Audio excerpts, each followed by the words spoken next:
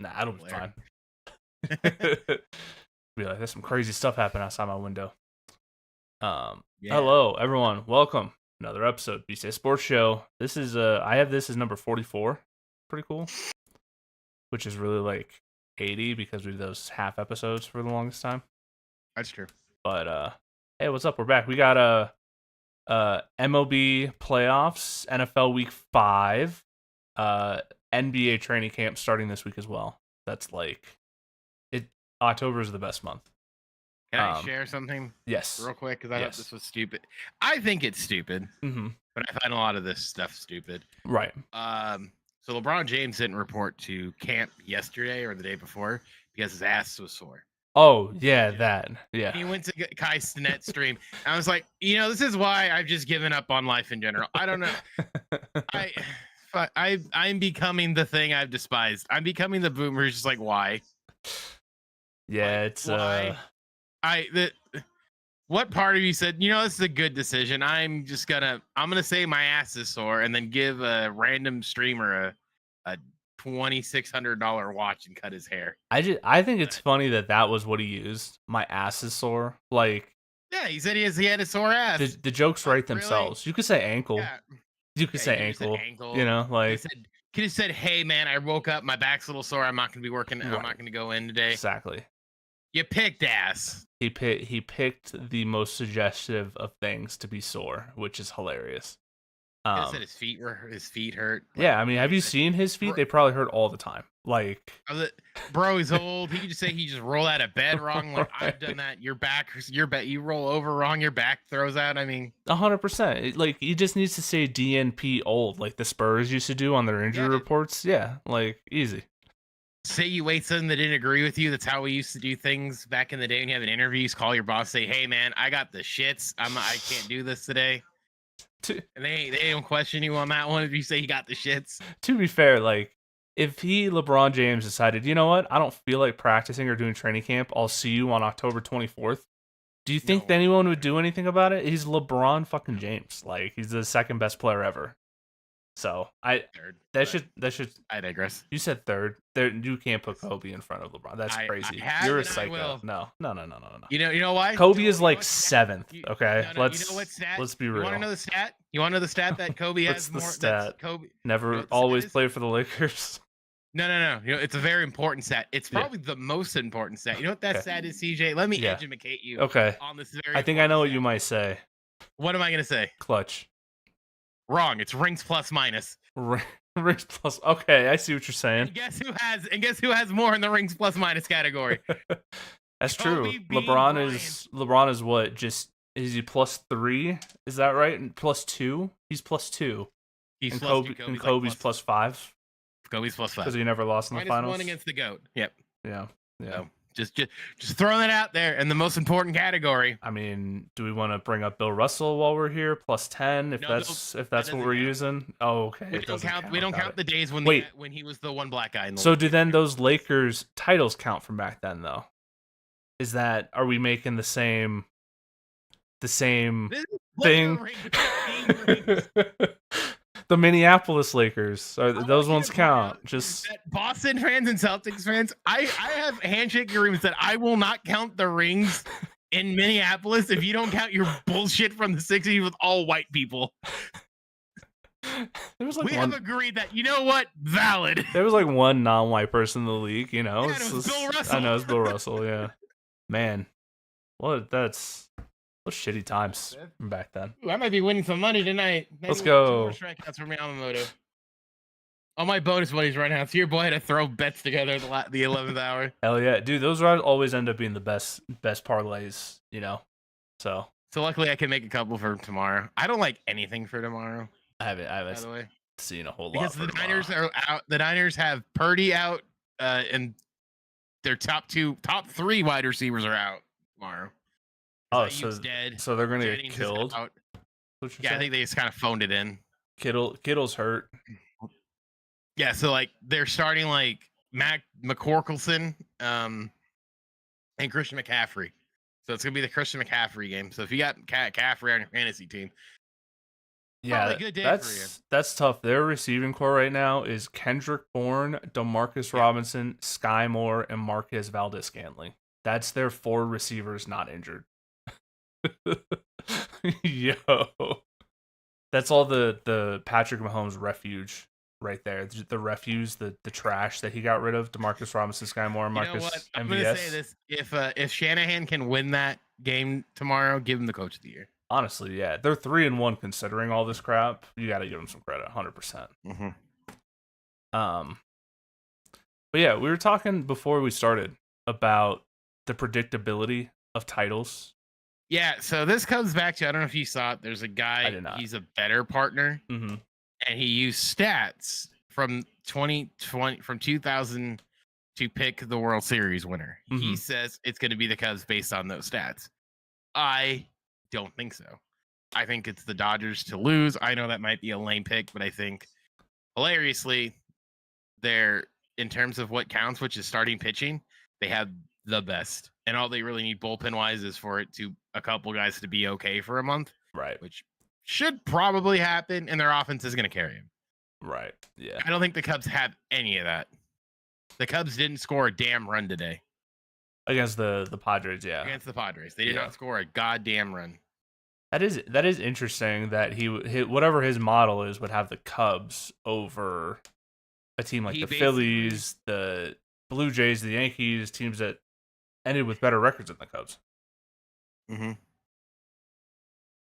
But if you're going, like, this is sort of my problem with analytics. This leads into something else I want to talk about. I think when it comes to analytics, for anything other than like data for sports teams, I think is widely overrated.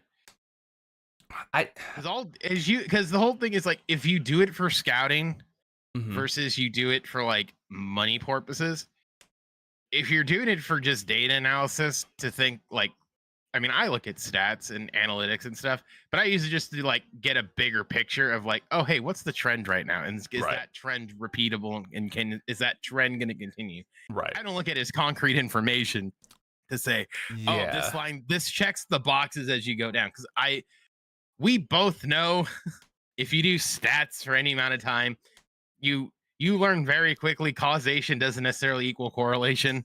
You learn very fast.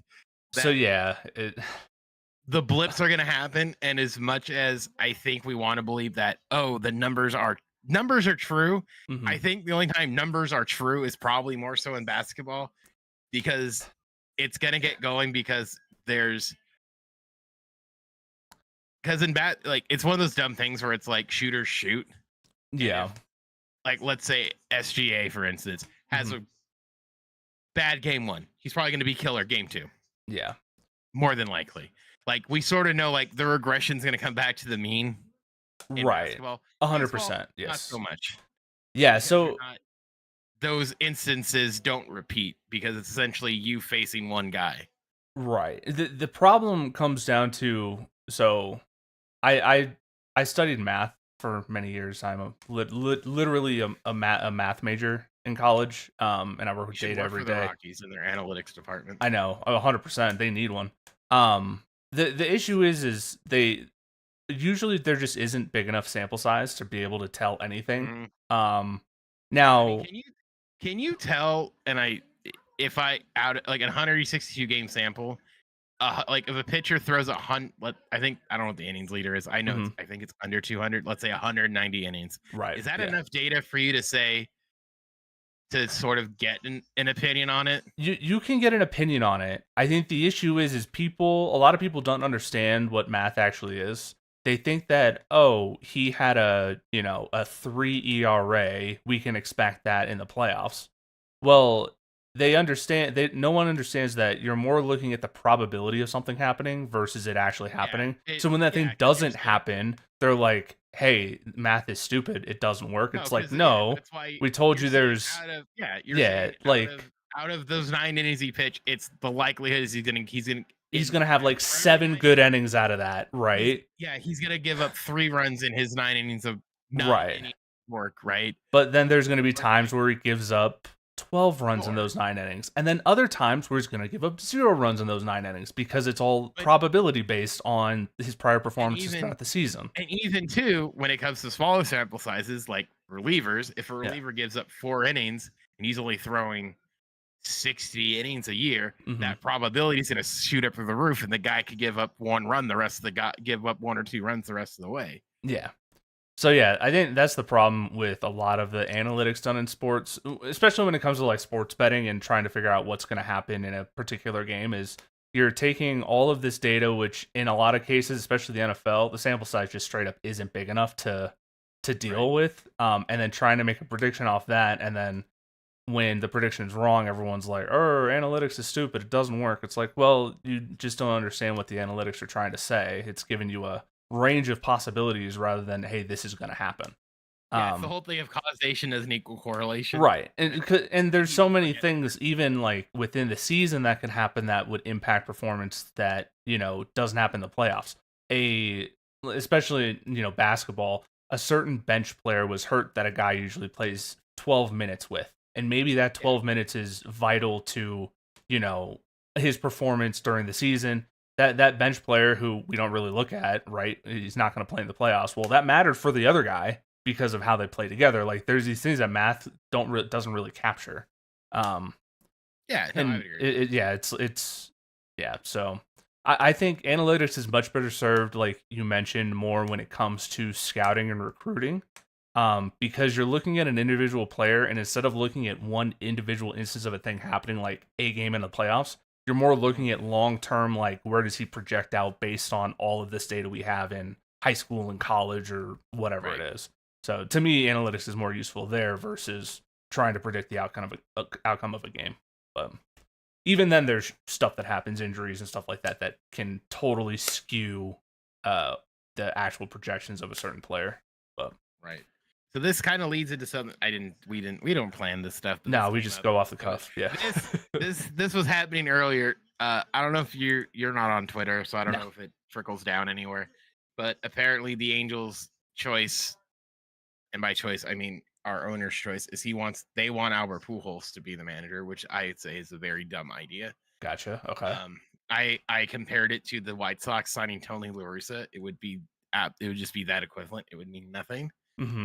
At all, especially like if we keep everything else the same. I want a nerd in my front office because I think I think Perry's gonna get fired. I think they're gonna clean house and then it's gonna be blown up again. But I just want it, and this goes back to Alex. Like I just want a nerd. I want math nerds. I want the mathletes in my front office. Same. I just need the GM to understand both. I just need him to be like, to look at the numbers and say, okay, these numbers are valid. And then trickle it down to the manager and say, hey, this is what we think. This is how we want to go because we think this operation works better based on all this other. That's what I want. I don't think, also, 2 reasons. 1, I don't think Pujols understands that shit. Possibly. All. And 2, probably not. I think and also, this also came up. I think he's too good of a player to be a manager.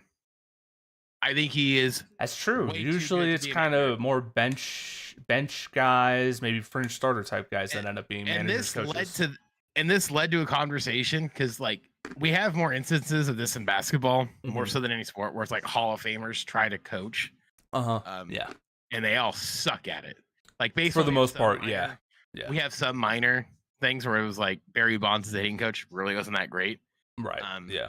And the big thing is they don't see the game the way these like maybe one player sees it the way that guy sees it. Yeah.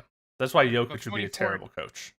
And LeBron. I think they'd be terrible. Like 24 players, 24 and 25 don't get it. Yeah. Can't understand it. I think that's why Kobe was smart enough to realize I wouldn't be a good head coach. And he coached his daughters. Yeah. Because all he has to do is he doesn't have to worry about them not getting it. They'll figure it out. And plus, he's forced to dumb it down a little bit when he's talking to kids versus adults that he's expecting to know the same things he does. When they're just not capable of that thing. Yeah. And the funny part is there was a meeting where I don't know if it was an assistant coach or random parent, but like the parents asking questions, and he's dumbing it down in a way where it's like, in layman's terms, where I'm like, oh, I can see this on an NBA floor and understand it. What he's trying to do. Right. Yeah. Like, oh, that makes sense. But I'm like, he's doing this with kids. Like, clearly he's already like seeing things that like half these travel and AA teams probably don't have already. AAU teams already don't have. Yeah. But like I said, basketball, we don't have it. Baseball, the only instance of a guy being like a high quality type player having success was Joe Torre, and that's a lightning in a bottle situation. Like Right. all the Yeah. good managers in baseball, and we were talking about this even for football too, have been like journeyman guys who are never really like star For players the for the most most part, part. Vrabel was really good. He's one of the few guys I can think of that was like a regular starter. I think he even made a Pro Bowl or two. I think in the NFL, it's probably he's not Hall of Fame level. You're right. You're right. He's not Hall of Fame level. I don't think like perennial all stars would do it. Like I don't think Steve Nash sucked as a coach because he couldn't. People didn't see it his way. I think he sucked because of what the team he was on. Yeah, that one was just a toxic situation in general between Irving, Harden, and Durant. So yeah, because like Jason Kidd's coaching pretty well in Dallas, all things considered, and that's true.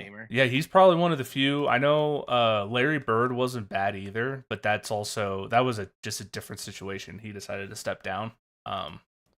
Yes, but like we were thinking like football wise, like who's been that? I get the only one we could think of was like Mike Ditka. Mike Ditka, yeah, I think that's everybody else has Hall of Fame tight end. Yeah, it's just been random guys. Like it's either guys who work their way through like the systems and get it just by grinding their way through it. Right. For the most part, kind of like your McDaniels and some of the other ones sucked. Like we had a Mike Singletary for a while. He was not good as a coach. He was bad, and also those Niner teams were not good. No, not at all. But he tried to do the whole Mike Ditka approach. It didn't really work. He did. Like he tried to pull this crap with Vernon Davis, who then everyone started to love Vernon Davis. It was like, wow, Mike Singletary might just be an asshole. Yeah, that is true. But yeah, you're right. It doesn't really work in the NFL nearly as well. I think the NBA is the only place you can kind of get away with it, but even then, it's not really. I think a recipe part of me for wonders success. if it would work in baseball, but I think it has to be like strategy. Maybe they could get away with it, but like talking like X's and O's, I think it would be miserable in any sport when you have to do that. Because in basketball, you can slightly get away with it to a certain degree. Because all you really have is you can kind of be like you there. Right. Yeah, and that's the thing with basketball, it's a little easier because you really only need one guy that sees the game that way, I think, in order to be able to move to get the rest of the guys involved. Like it's the Nuggets right now. Like all of the guys just trust, hey, Jokic knows what he's doing. Let's just do whatever he says, and then it works out. Like, but if you don't have a focal point on your team that understands it like the coach does, I think you're hard pressed to get everyone else to buy in. I don't know how true this is, mainly, but like I don't dive deep into like the X's and O's of basketball and stuff. Mm-hmm. But I've heard before that in college when college players get drafted straight like from college, they know plays and sets in college, and they don't run those in the NBA. I've heard that's been kind of weird, where it's like they'll be in practice and they draft a point guard to hand like, and that point guard starting. They had to like teach them like, oh, you're not necessarily running plays here. Yeah, I mean, I think a lot more of the NBA is more feel. Like they do have like sets and like just different formations, I guess you could call it, that they run things out of. But there is a lot of like ad hoc, like, hey, we're gonna, depending on what the defense is giving us, we're gonna do X, Y, or Z. And it may not be the same every time, depending on how the play develops. Whereas, yeah, college is much more structured, where like coach says we're running this play, this man stand here, this man stand here, he moves this screen, whatever. Like the NBA, I think there's a little more freedom to be more creative. And I also think part of it too is the college game. The defenses you look at are different than the NBA because of the lack of paint 3-second violations in college. That's true. So like you're kind of playing a completely different game than the NBA when it comes to looking at defenses between college and the pros. So I think that's probably part of it too. It's just not the same stuff being run because of what you're going up against. Maybe. I thought that was interesting. No, it is. But back to your point on you want a nerd in the front office. I totally agree, but I also think it's important for that nerd, and the nerd should understand that I see this all the time with data. People just blindly follow it, which is always a recipe for disaster. You need to understand they need to understand why the data looks this way, not just, hey, it looks like this, we should do this, but like This is my why firm it looks belief. like X, and I get into these arguments. yeah. I get into these arguments all the time with people, and a Mhm. lot of it because I compared. Okay, so I'm not against AI in any way, shape, or form. I think Mhm. AI is fine. I think it's. I think overall AI is going to be a net positive because it's going to make remedial things easier. Yeah. It's a True. catch-all. It's a little bit easier. But the one thing, and I constantly say this, is it is a tool. You have to know how to use the tool. And people who don't want to use that tool correctly are going to be the ones who are going to have problems. It's not going to be an everyone thing. It's going to be like 5% of the people, and they're going to be idiots who want to use it to get out of actual like work, like writing papers and stuff. God, it's so funny you bring That's this how. up. Oh my God. I had a meeting this week about AI at work, and literally, like, essentially, it was just a bunch of developers bitching about it and also saying how it's doing cool stuff. And they literally we spent 20 minutes talking about how AI is great. It writes code for you, does all this other stuff. But if you don't Mhm. understand the steps it's taking to get to its final like spot, you're gonna run Yeah. into issues because it's gonna do some stuff you're not noticing or things you're not understanding, Mhm. and you're gonna get some other answer that you were not expecting that is completely wrong. Like, You're wrong. Yep. so, because like, and I use AI pretty often for my day to day work. It hallucinates stuff all the time.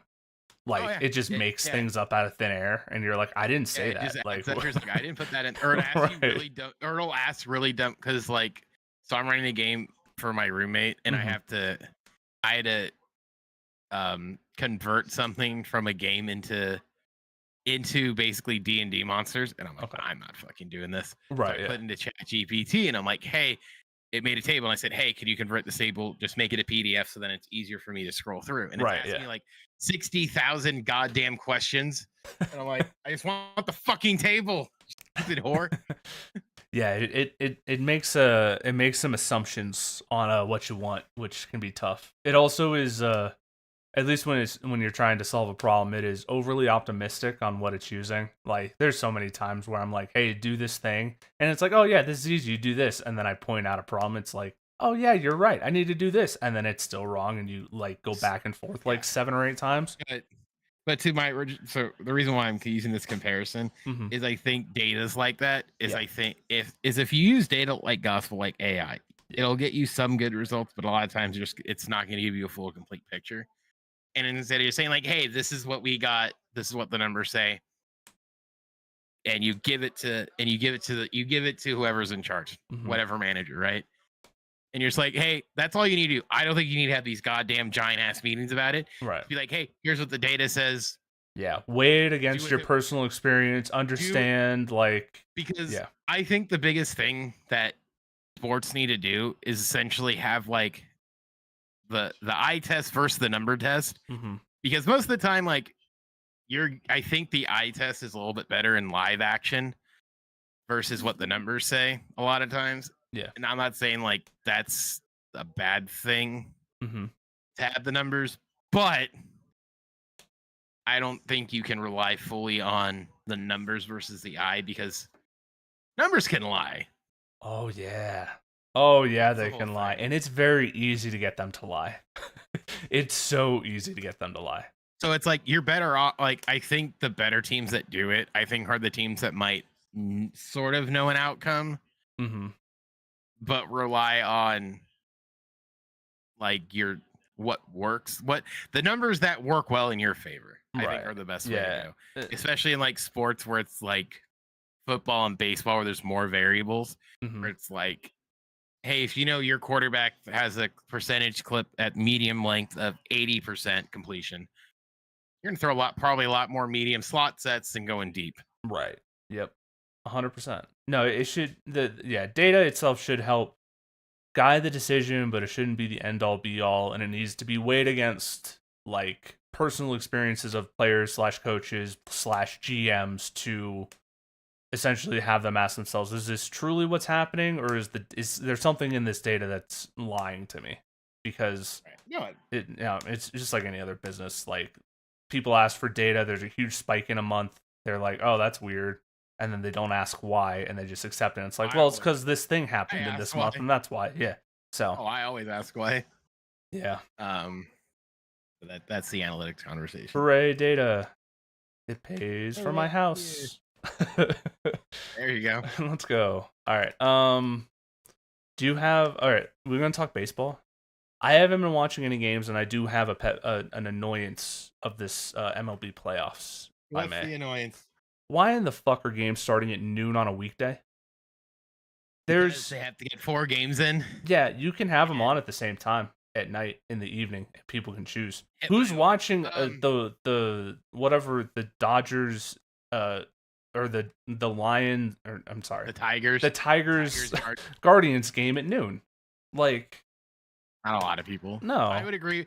You're better off just having 2 games on at the same time in the evening. Stagger starts. I don't know what they're doing. I agree with you on that. What I would do is stagnate differently. Yeah. Especially when there's 4 games. Mm-hmm. Like, there's no reason to start the Dodger game at 6 local time. You could start that game at 7.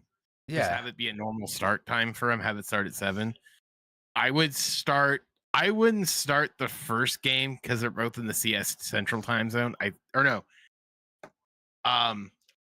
The reason why they do it is because of time zones. And Cleveland's in the East Coast, is in the Eastern Time Zone. Right.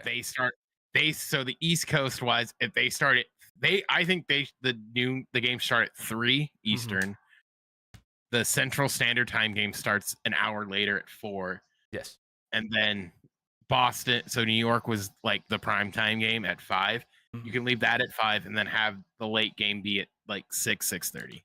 Yeah. I don't understand why they're not, because right now the way they do it is like morning and then like prime time, and there's that gap. Yeah. I think just scoot it back. Mm-hmm.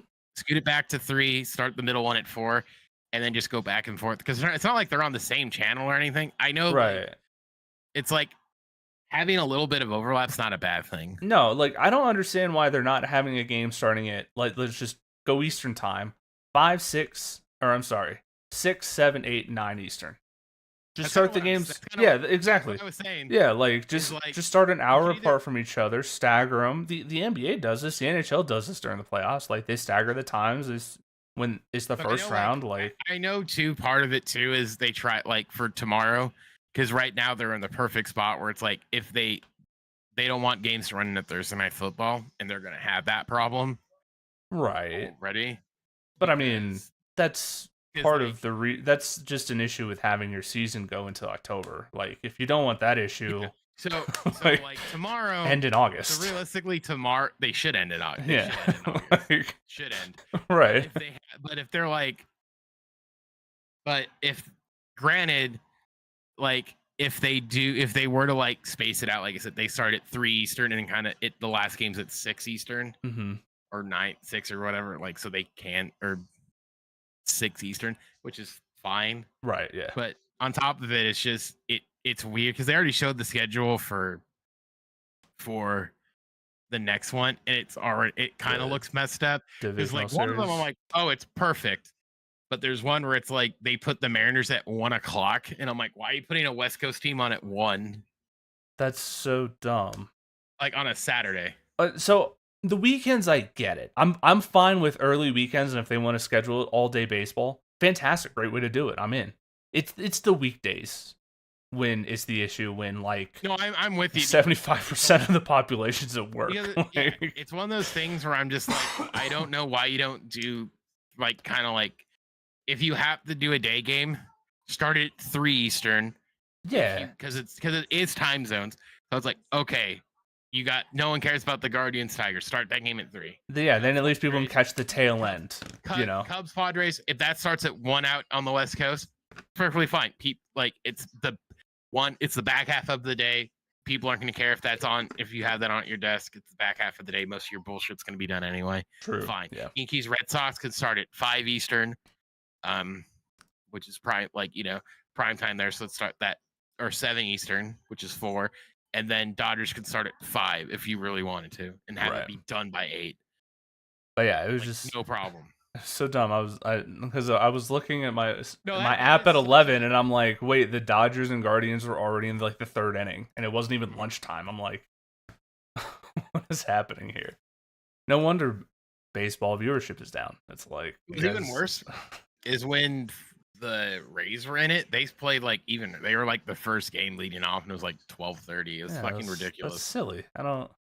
Because like no one can go to the games unless you take time off. Right, and that's the thing is it's like, especially with the playoffs, like you don't really know who's playing when at what time on what day until like the last week of the season in a lot of cases. So like, for sometimes the last day. Yeah, so like getting that time off, being like, "Hey boss, I ain't showing up tomorrow. We got a wild card game." Like, that's not chill in a lot of places. Some places is fine, but it's not the easiest. It really was sort of like a "what are we doing" kind of thing. Yeah, I understand it's like some matchups just get eyes more than others, but it's still weird. Yeah. But I know this would be really odd. Is they could stagger it technically, so like game ones.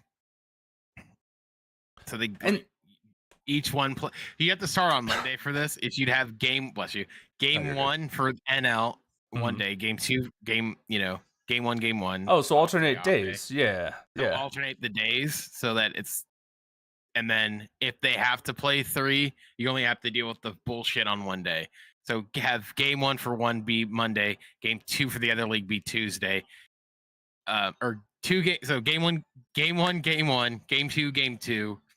And then if you have to have game 3s, they're all on the same day. Yeah, and that would make sense because then you would, I mean, it would be like 2 extra days essentially tacking onto this, but it's probably worth it. If you went, because the only reason I would say that is because the likelihood of it going to a game 3 is slim, for the most part. Yeah, like it never really happens. So if you were to stagger it like that, you're not gonna have a problem, right? Because it's just you'd be done in 4 days. Right. And then you could stagger the next series anyway. That's what they used to do, is they would stagger it, and then it'd be game ones. Because they used to do that, where it was like, if it was a Friday, it would only be 2 games on that Friday, and then 4 on Saturday, 4 on Sunday, and then 2 on that Monday. And then gotcha. It would just be kind of like, so they would stagger it in a way where they would never have 4 games on a weekday apart for a weekday, or if it was like, they always try to have one off just for that thing. So like the days that they were for were very, very minimum. That's a really smart way. That's a really smart way to do it. I don't know why you wouldn't continue to do it that way. That's silly. But I guess a lot of it's baseball, just right? With your contact, with the contract. True. And realistically, that's what they should have done, is have this day be like game 1 for the AL and have them both like 1 at 3, 1 at like 5, like 4 and 7 or 4 and 6. Yeah, something like that. Stagger them so you can essentially still watch most of both games. So it's in prime time. So like then you only have the 4 games, which would have been, because it would have been Monday or something, and just have it like whatever day it is. Just like, all right, we'll deal with it. Right. Yeah. So yeah, baseball.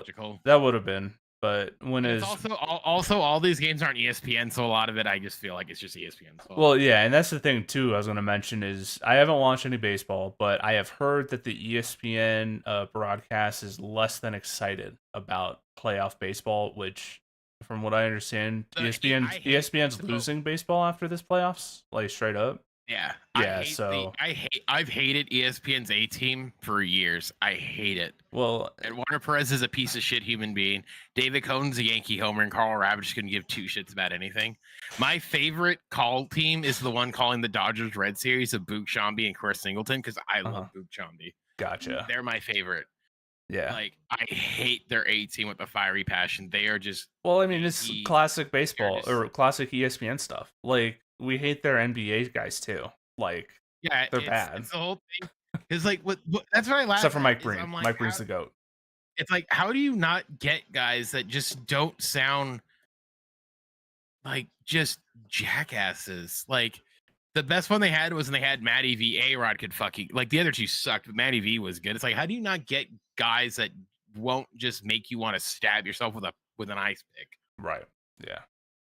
I don't know. ESPN struggles with that because NBA, same thing. It's like the Monday night thing is fine, but they had to buy out football. Yeah, football is fine, but you're right. They had to steal a crew from Fox. And mind you, I think their B team is probably the worst B team in any. Who the is worst their B team anywhere. It's Reese Davis, That's Orlovsky, right. Yeah. Orlovsky, and what's his face? The guy who wants to be the GM so badly. Oh, Riddick. Riddick. Yeah. Who both of those do smell their own farts, in my opinion. I gotta say, Monday night. I feel bad for Reese Davis, though. I do too. He's not bad, but he's more of a college guy anyway. So He's like, I don't. Because the whole thing is, I don't hold it against him. Yeah. It'd be like having Gus call an NFL game. I think it'd be great, but I feel like a lot of NFL fans would hate him. Would hate Gus Johnson calling an NFL game, which he used to do, and people did hate him for it, but it was on CBS, which I feel like very upper button collared anyway. Yes, 100%. Yeah, it's it was the Monday night game was funny. The Broncos Bengals, because if it felt like Joe Buck just didn't give a shit. Like there were times in the broadcast where he was just like, and stop looking at us, guys. Like telling the camera crew, like, look at the field, guys. Like he was so done with it. At least it sounded like it was kind of a bum. It was kind of a bum Monday night. It could also be because he was in Colorado and he was like, "Hey, I'm gonna get some of that good before the game." Like it could have been something like. I don't blame him either. You know what? I respect it.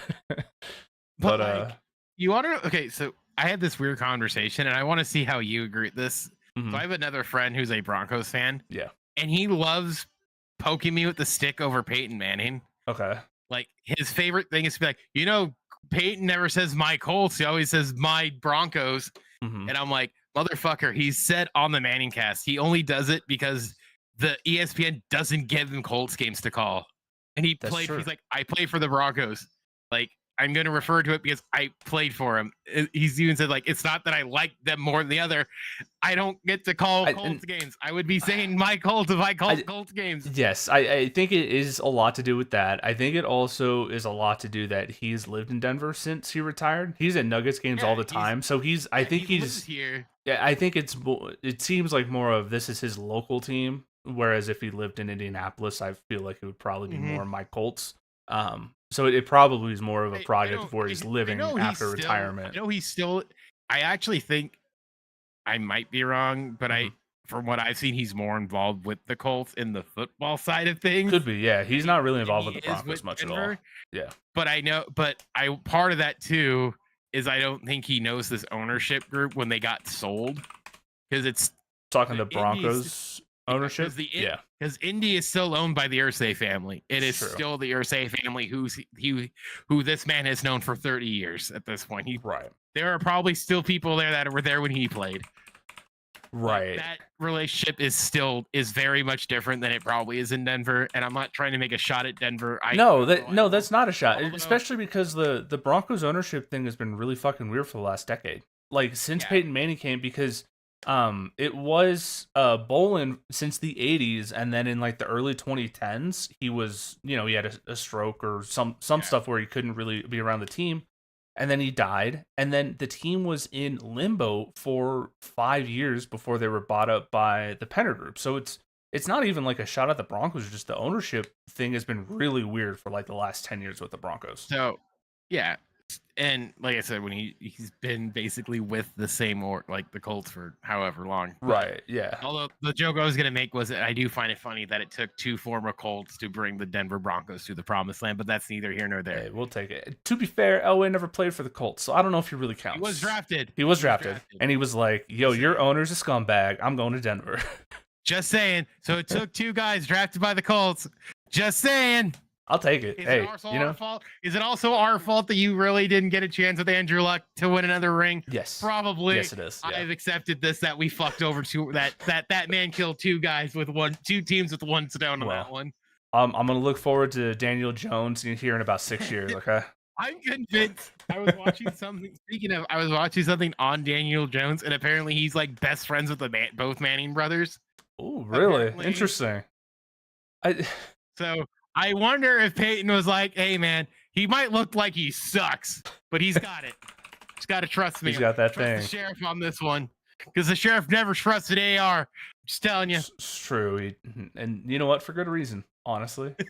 So, all he needed was Vanilla Vic. Speaking of which, have you heard about Jackson Dart and Eli Manning? Have you heard this? That No. Eli apparently talked to Jackson Dart and was like, whatever you need, like let me know. Here's my number. Thinking he would ask about like football stuff. And Jackson Dart apparently only asked for like if he could get him into like some like bougie restaurant in New York, and that was like his only communication with Eli. It's like you have a maybe Hall of Famer on the other end of that phone, and you're gonna ask for dinner reservations. It's crazy. So here's what's funny is they've made jokes about that before, but I also there was also the joke that because Jackson Dart broke all of Eli's records at Ole Miss. Oh yeah, they went to the same school. I forgot about that. Yeah, the same school. So it's this really weird connection where it's just like it is weird. Yeah. Hey man, what did you think about this? Oh yeah, sure, no problem. Wait, what? Some shit I would do. That's hilarious. That is hilarious. All right. Hey man, what you got for me for that one? What? Can you get me into Shamrocks? Right. It's like I thought you were gonna ask about the coverages and stuff. Hey man, I got this girl I got to impress. Yeah. Can you get me into this restaurant? I respect the hustle. It's like here's those reservations, but I have some thoughts on cover 3 on 4th down. Like, you know whose number he calls for that? Who? He probably calls John Gruden. That's probably who he calls. Oh God, John Gruden. That man's found new life at Barstool. Is that where he is now? That's where he is. Does he have to be around anymore? Can he just fade? He's kind of just doing his own thing over there. I know. He just down, like, fucking sucks. The funny thing is he makes fun of he made fun of Jackson Dart because Jackson Dart's one of those clapping guys. Right. Yeah. No, I've seen the clips of him making fun of some of these guys. It's just like, to be fair, I'm kind of with him. Like, I fucking hate this clapping shit. I never understood why quarterbacks do that because it just gives away the snap count and why defenses. I mean, I understand you would probably get them offside. It's like because like when I'm watching, and I don't know if it's because I'm old, but like that clip where Jackson Dart's clapping to Groot, and he's like, "Well, do you have like a hard count?" He's like, "Yeah," and it's like, this shit's funny. He has that look, just like, the fuck is this? He's like, I'm dealing with an idiot here. He's like, what is this? A monkey with the symbols? Just like,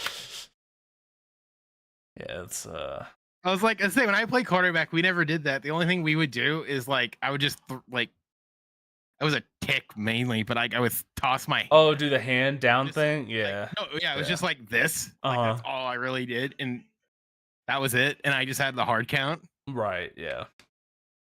Or like my favorite one was the silent count because it would just be like I just tap the guy on the ass. Right. Yeah. It'd be like snap the ball now, man. Yeah, just like little thing. Can't do that with a clap, can you? It's like a golf clap. I don't know. I always like it when the guard taps the center. Like the guard is looking back and the taps the center. That one's always my favorite to see. I don't know why, but it just makes me happy because guards are getting to do stuff. All I need is Ellie De La Cruz to continue to suck tonight, and your boy gets the moolah. Hell yeah, dude. Dodgers $23. I am one away. Ellie's 0 for 3 with 2 strikeouts. Tough. That's what I need. I had the under. Tough. I had the under on him on that one. This one I need for my.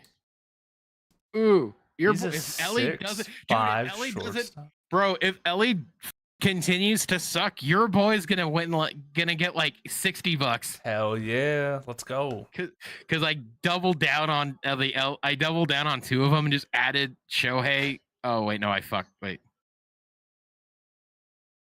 I might have fucked. Said I succeeded. So I took the lower on 2.5 hits, runs, and RBIs. For Ellie? It gave me it. No, for Shohei, and it gave me his. Oh wait, no, that's a fail. Did I insure this one? Yeah, he has a hit, a run, and a RBI. So he's got 3. I insured it, so I should be good. Oh, okay. Because I think I insured one of them, and I think that was that one. So the payout's not too much. Well, it looks like I have a $53 payout tomorrow. I have one tomorrow that's $109. Ooh, nice. That's lower on strikeouts, higher on outs, and lower on higher on strikeouts. I think I want to say I insured this pick. Did I insure this one? Please tell me I insured this one. I don't think I did. Well, In other baseball news, the Rockies did dismiss their GM, so maybe. I'm telling you, dude, you got to get into that like analytics department. Dude, they pay so shit, man. Like when I was out of college, yeah, but the starting salary is like $40K a year or something. It's just not enough. And it's a lot of work. That's the thing, like some of these sports jobs, they work like 80-hour weeks. I ain't trying to do that shit, man. I'm working a solid 40 at most, and that's it. Wow. And if I lose money off of that, fine. That's why I'll never work for like Facebook or Amazon or anything like that. Like the salary is insane, but I ain't working more than 40 hours, dude. I'm with you. Yeah. All right. Do we want to do our picks? Let's do our NFL picks, and then we can wrap up. I guess, was there anything in the NFL from last week that you cared about besides the Broncos killed the Bengals, which is funny? I think the Colts got exposed. Possibly. Well, okay. Yeah. Did they get exposed, or did they just have one idiot? Who did they play? They played the Rams, so it's granted. I agree. Okay, granted, I did hear this, and I agree with this. Who was it that I think? Okay, it was actually out here. It was a local guy who made this, who was talking about this, where they were talking about USC, but compared it to like what the Rams and like the Rams Colts game, where it was like you kind of knew going into that game against Illinois that it was probably going to be a loss for you because they just got their teeth kicked in by the other team. So they were going to come out. It's kind of like their Super Bowl, and they're probably going to lose the rest of the games more than likely. Right, yeah. Fuck you, Illinois fans. Sincerely, you guys are the lamest people on the planet. But like in the Colts game, again, I will die on my hill that the fumble in the end zone being a touchback is the stupidest rule in goddamn football. Agreed. I will die on that hill. Yeah. I will die on that fucking hill. I think it's absolutely stupid. Because and everyone's, why do you say that? Because the defense did nothing. Put it at the fucking one. Yep. They did it. They do nothing. Because here's my counter argument is if let's say they get an interception and the same shit happens, where does that ball go if it's out of if on a pick six, the safety fumbles it at the one and runs out? Where does that ball go? Wait, you're saying there's a pick six? So let's say it's a pick six. The safety gets a little too cutesy with it and fumbles the ball and it kicks it out of the end zone. And it rolls out of the end zone. Into his scoring end zone where he's trying to score? Same one. Like same situation the other way. Where does that ball Where's the defense instead? That should still go to the offense at the 20-yard line. Where at? 20 yard. Is it the 20-yard line? Well, that's what I think so. Yeah, I think the rule works both ways. Like if you're in possession of the ball, you fumble it into your scoring end zone and goes out the back or side. I just think that rules overall. I agree because like any other fumble goes out of bounds.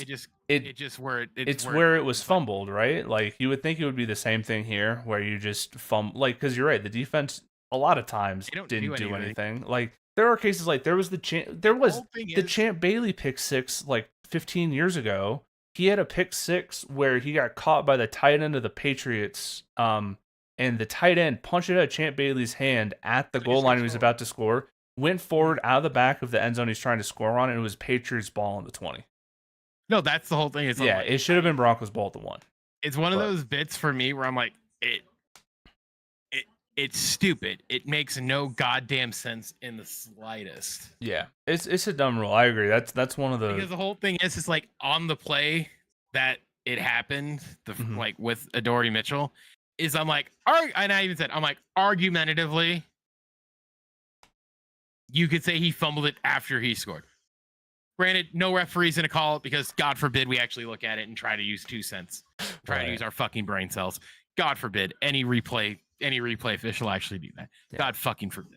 But that's neither here nor there. And it's funny because there is precedent too because of the forward fumble rule. Like if there's a fumble, the offense can't advance the ball on a fumble. I'm just like set the spot, like because like I said, the whole thing is when I saw it, I'm like, I fucking hate this rule. Put it the goddamn one. Yeah. Because you can't.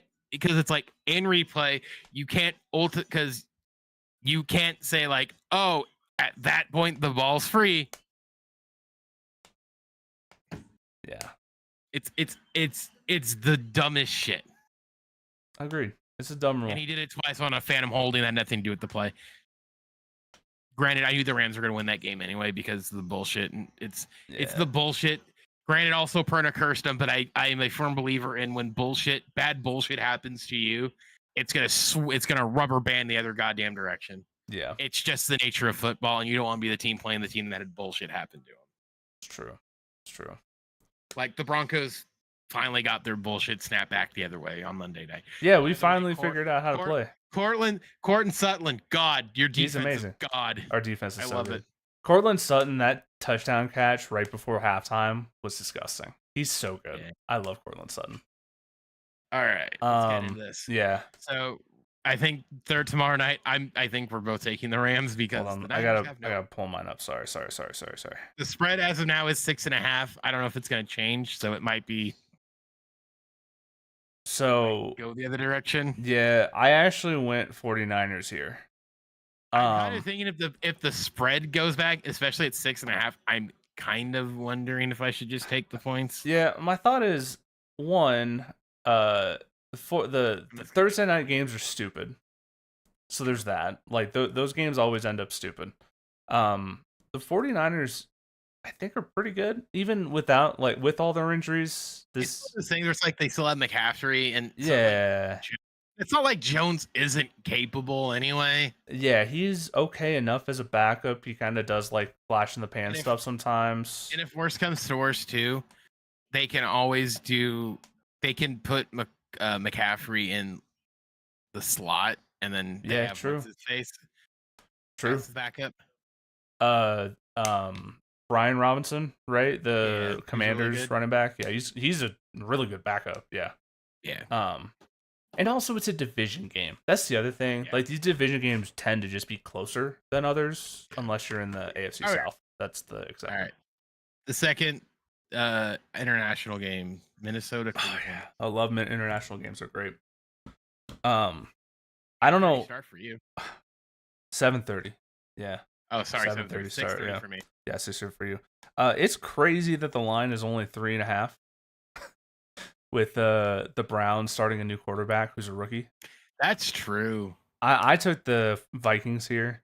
Do you know you're right. There was a stat I heard though that apparently the Browns have given up the least number of first downs since the beginning of last year.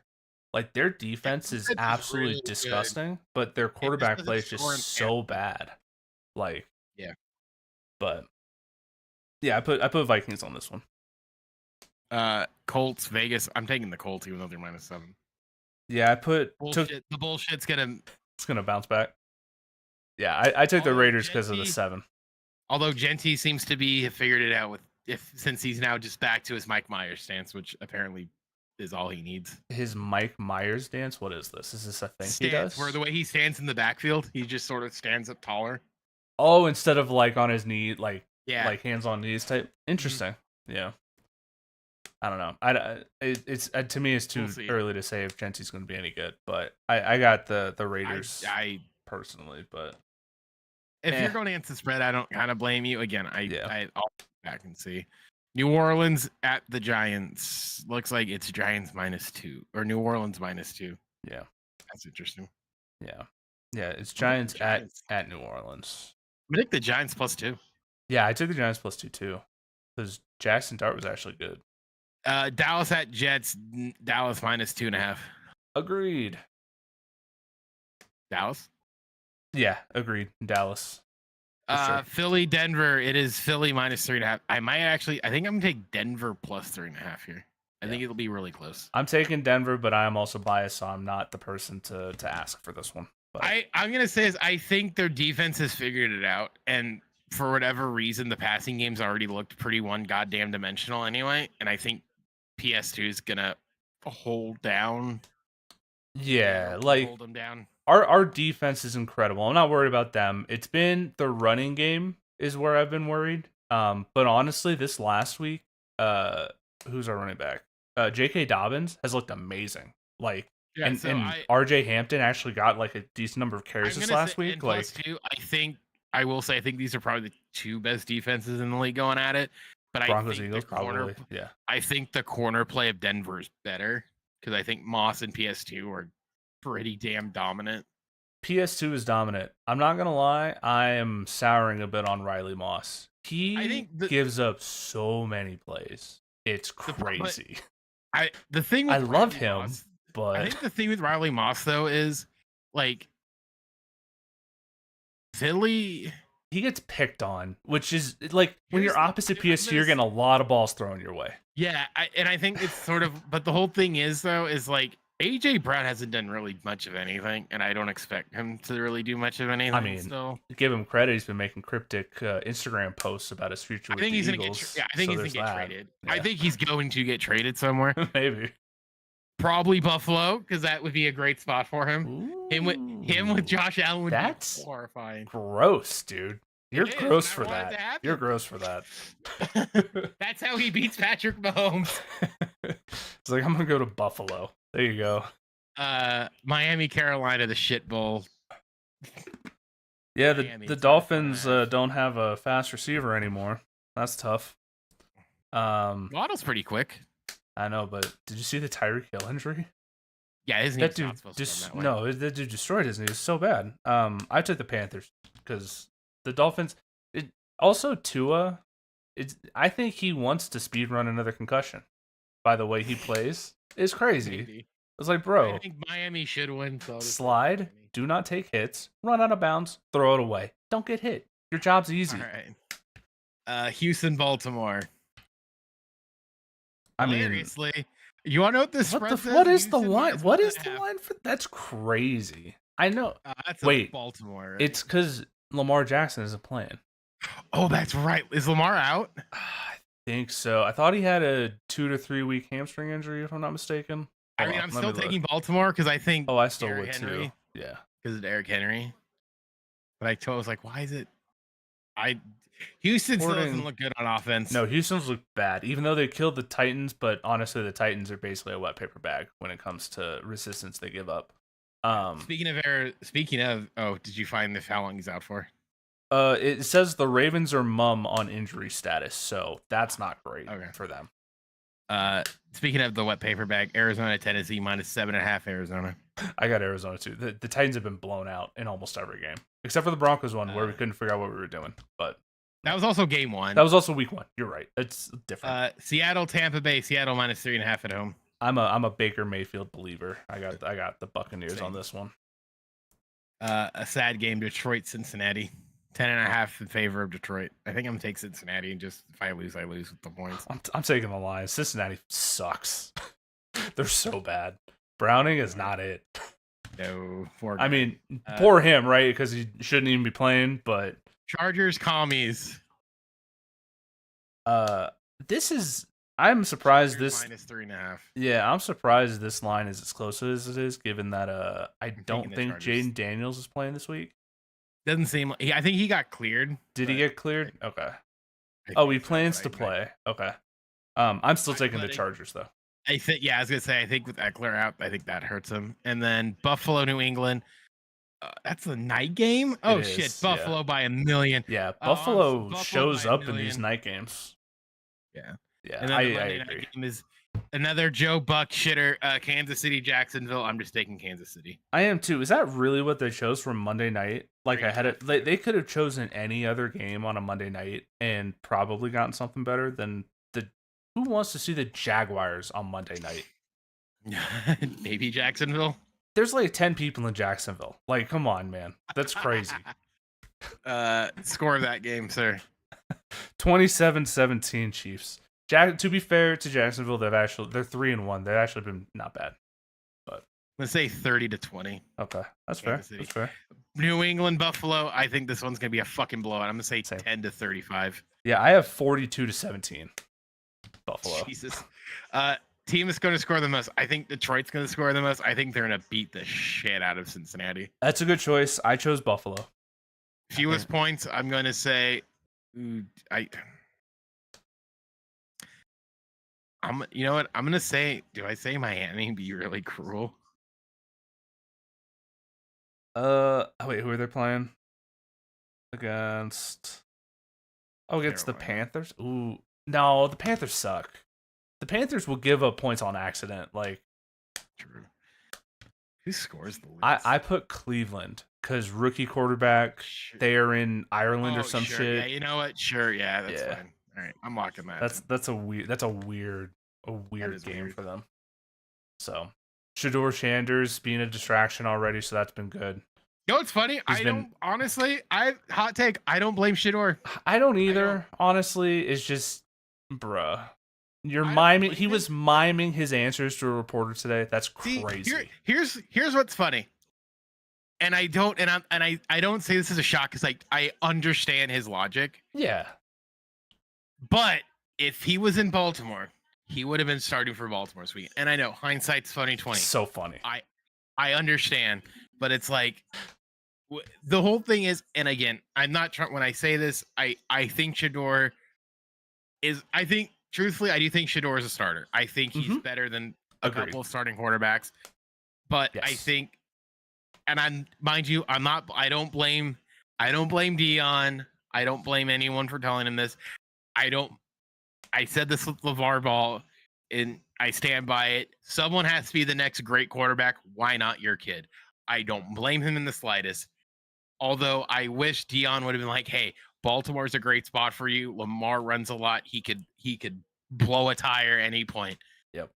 You'll learn a guy who can scramble, he can throw. It's not a bad situation. I don't blame him for saying no because he doesn't want to be a backup for his entire life. I don't blame him. Hindsight's 20/20, but right now that man's got to be kicking himself. Right. And I understand him saying no to Baltimore, sure. But given he was taken in the 6th round, it sure seems like he said no to many other teams. So to me, it's more of an issue of he should be a starter. Agreed. He is better than probably at least 5 of the starters in the NFL, I would bet. Browning, Bryce Young, New Orleans, Rattler. I know there's others. Hold on, let me look at Baltimore. Well, Baltimore now. 100%. Hilariously. He's probably. I would say he's better than Cam Ward. But granted, I thought he was better than Cam Ward when he was in college. Yeah, and the Cam Ward thing is a little different because he's a 1st-round pick. He's better than all the Cleveland quarterbacks. Yes. So it's one of those bits where it's like, again, hindsight's 20/20. But I'm not gonna lie, if you told me Shedeur was starting that game against CJ Stroud, I'd be like, Baltimore, hammering fucking Baltimore. Yeah. It's the same guy. It's the same thing with when RG3 was the backup. It was like they didn't miss a fucking beat because it was the same fucking dude. And that's the thing is like with Shedeur, she should be a starter. Should have been taken higher than he was. I do think, and I don't think Dion is doing it, but someone in his circle is giving him really bad advice, straight up. Like I don't think it's Dion. I don't think it's Dion either. I think it's someone else. The whole thing is, I think that here's what's funny. I think Dion's smart enough to tell him Baltimore would have been a good spot for it if that was the case. I think there's someone else. There's someone spewing to him bullshit. Yep. Or it might just be him. It could be him, or if I had to venture a guess on who's the inner circle for them, who's filling his head with bullshit, and it's not Dion, it's probably Michael Irvin. I mean, that would be one of them. That would be my guess because I'm willing to bet you. I'm goddamn guaranteeing it. We know how bad Michael wants Dion to coach the Cowboys. I'm goddamn sure he probably said, I'll get Jerry to take you. Yes. There is a very 100%. There is a very fine line between the confidence and ability, and Dion walked that line better than anybody because he backed up everything he said. His son is not as talented as Dion is, but he has his son's talented. He is very talented, 100%, but he needs to tone down the confidence just a tad. Just a little bit. And this is why I think if he went to Baltimore, it would have been great for him. Yeah. Because one, all the old heads who are still around there, the Ray Lewises, the fucking Ed Reeds, even John Harbaugh that's been coaching the team for 15 fucking years. Harbaugh, Jackson, all these guys who are going to, mind you, all those defensive boys, they played with his dad. They're in the brotherhood. They did. Of defensive You're boys. right. Yeah. They're in the defensive brotherhood. Are you telling me those 3 dudes wouldn't take Shedeur under their wing? Show them how to be a professional. Maybe Ray Lewis might show him how to kill a person, but that's neither here nor there, dude. That's neither here nor there. Allegedly. Okay. Allegedly. But if he was there, he could still have that swagger, that cop. Like they would nurture that and be like, you can have it, but you have to learn first. For real. Like, seriously, even like playing on an offense with Derrick Henry and DeAndre Hopkins, who've been in the NFL for a decade plus each. It would have honestly been like, a great situation for him with guys who have that Showtime swagger.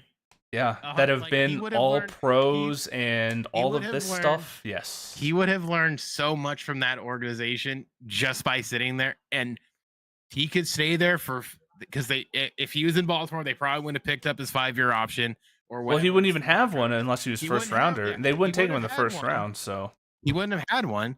So it's like, what are you there 3 years and you could go somewhere else? There's going to be starting spots. Yeah, and honestly, like if you at any point, any team would trade for him potentially as a starter a year in, like, you know.